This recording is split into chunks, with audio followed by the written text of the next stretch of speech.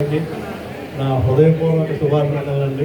ఈ షష్ఠపూర్తి మహోత్సవం నాడు మేమందరం కలిసి ఈ ఫంక్షన్ చేస్తున్నందుకు మేము ఎంతో ఆనందిస్తున్నాం. ఏదో నేను మాట్లాడాలని చెప్పారు కానీ ఆవిడ మాట్లాడేకి పెద్ద నేనే మాట్లాడతాను అనుకుంటున్నాను. నవీన్ గారి గురించి ఏం చెప్పినా నేను ఆల్రెడీ ఒకసారి వాట్సాప్లో రాసినట్టుగా కొండంత దేవుడికి కొండంత పత్రిక పెట్టలేము కదండి.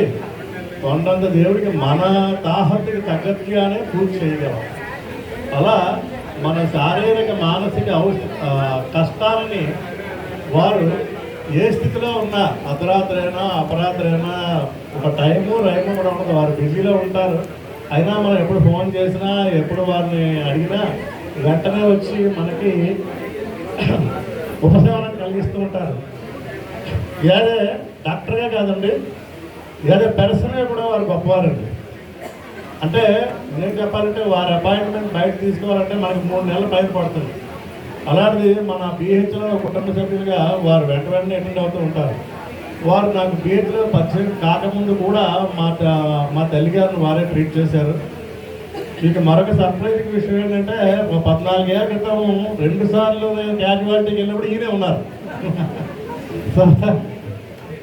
ఈయన నేను మార్కండేయుడిని అనుకుంటే ఆయన నాకు శివుడితో సమానం.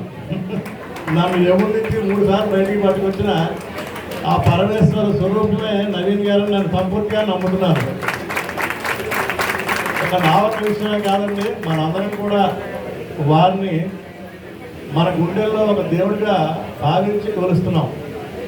బంగారానికి వాసన ఉండదంటారు, కానీ నవీన్ గారు అనే బంగారానికి తావి అప్పినట్టుగా అనిత గారు వారి పక్క నుండి వారిని నడిపిస్తూ ఉంటారు. చాలాసార్లు కొన్నిసార్లు మేము నవీన్ గారికి చెప్పలేనివి అనిత గారికి చెబుతూ ఉంటాం. అంటే చూసారా, కొన్నిసార్లు మా నడివేయి ఏ జాములో స్వామి నిన్ను చేర దిగి వచ్చినా అంటారు. ఒక కీర్తనలో నువ్వు ఏ జాములో దిగి వస్తాడోనమ్మా నేను చెప్పలేకపోతున్నాను, నువ్వు చెప్పు ఆ విషయాన్ని అని భక్తుడు అమ్మవారికి మొరపెట్టుకున్నట్టుగా మనం వారి ద్వారా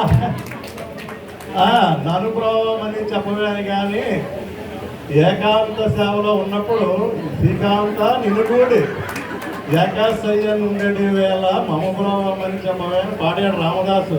అలాంటి నవీన్ గారి దాసుడైన మనందరం కూడా ఆవిడని అడుగుతూ ఉంటాం, మేడం గారు మీరు ఒకసారి చూడండి అని.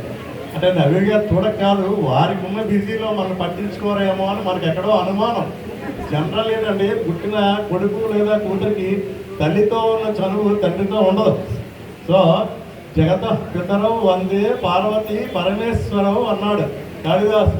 జగత్తుకి తల్లిదండ్రులైన పార్వతీ పరమేశ్వరులకు నా నమస్కారం. అలా మన బీహెచ్కి తల్లి తండ్రి స్వరూపమైన నవీన్ దంపతులకి నా హృదయపూర్వక శిరస్సు వంటి సాష్టాంగ ప్రణామాలండి. ఇక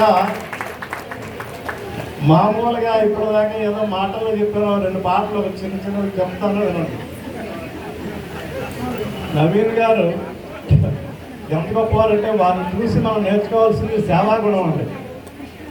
వ్యాధులు బాధలు ముసిరే వేళ నిపులు నింగిని తాకే వేళ గుండెకు బదులుగా గుండెలు పొదిగి కొన ఊపిరులకు ఊపిరుది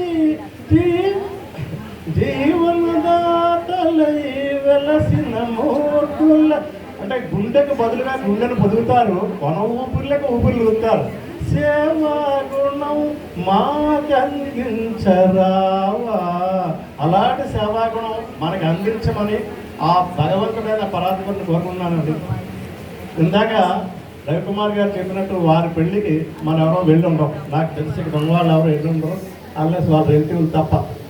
వారి పెళ్లి ఎలా జరిగింది అన్నది ఒక చరణంలో చెప్తానండి. వారి ఆవిడ మంగళసూత్రధారణ ఆయన చేసినప్పుడు ఆవిడ ఎలా అనుకున్నారు, తిరిగి వారికి ఏమనిపించింది అని చెప్తాను. శిరసొంచి కూర్చున్నా గురి చూసి చేరుతున్నా, శిరసొంచి కూర్చున్నా గురు చూసి చేరుతున్నా, కొనచిలకమ్మ కొన చూపు కవురు బొండు మళ్ళీ చెండు జోరు అంటే ఆ చిలకమ్మ కొన చూపి కవరు అంటే ఆవిడ కొన చూపుతో ఆయన చూడటం బొండు మళ్ళీతో ఆయన కొట్టినట్టు ఉందట. అవురా అని రామయ్య కన్నులు మేలమాడి నవ్విన చిన్నెలు చూసి కొలపు సిగ్గై కాది చేసినాది కుల మొలికి సిగ్గు పూబంతి విసిరే సీతామాలచ్చి ఒక్క సింగారం విరిసేసినది మీనాచి సొగసు సంపంగా గుర్తులు మెత్తగా తాకంగా కాముడి చిత్తంలో కాముడి చింతలు రేపంగా అనండి. సీతారాములు లాంటి వారిద్దరి వివాహం ఇలా జరిగిందని నేను ఊహిస్తూ మరొకసారి నాకు అవకాశం ఇచ్చిన మా సహృదయ మా స్నేహ బృందానికి, నా మాటలు ఓపికగా విన్న మీకు అండ్ నవీన్ గారు దంపతులకి మరొకసారి శిరస్సు నుంచి ప్రమాణం చేసుకుంటూ నమస్తే అండి. Thank you. గురువుగారు స్టైల్ మనందరికీ తెలిసిందే. మన ఎక్కడికో తీసుకెళ్ళి అలా తిప్పి అలా తీసుకొచ్చి మళ్ళీ ఇక్కడ కూర్చోబెడుస్తారు. చాలా బాగా చెప్పారు గురుగారు, అద్భుతం. డి సత్యనారాయణ గారు.